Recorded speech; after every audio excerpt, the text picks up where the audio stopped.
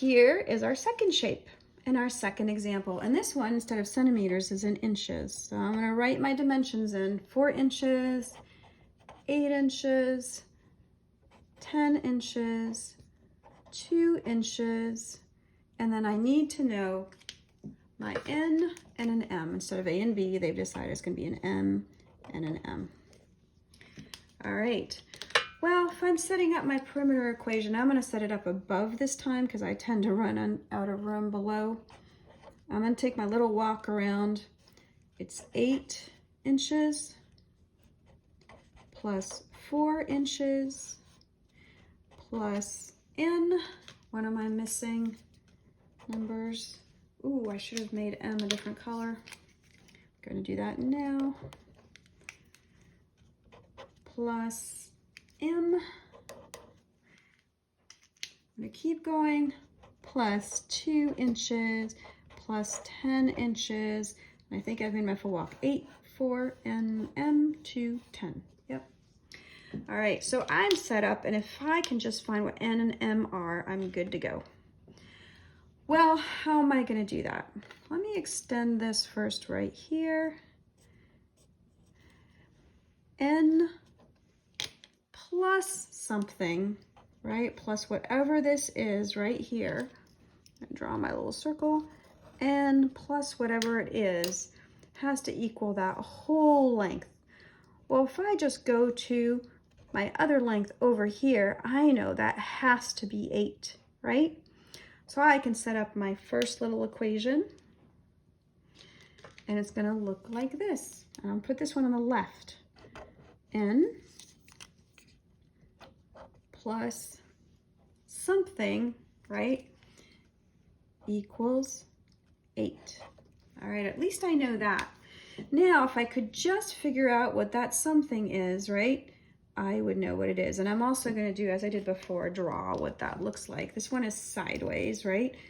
So I'm going to draw it sideways. N is like the bigger portion of it, right? Here's my N. And I don't know, I know this whole thing, right, is 8 inches. The whole thing is 8 inches. And this part is N, and what is that part? Well, I can see looking here, this is like the width of this rectangle. And if I come over here, that has to be a 2, doesn't it? If I could do 2 things, I could put the 2 right here, right, or right here, or both. And I'm going to do both. Some people don't like crowding their graphs, and so that's why I'm giving you both options. All right, so now I know, right, that N plus 2 equals 8. And all of you guys are super smart, and you're going to know right away that means N has to be 6. And so now I know that in there is my little 6 inches. Next, I need to figure out what M is. I'm almost there. I'm going to use the exact same method, right? First, I'm going to extend this over here, right?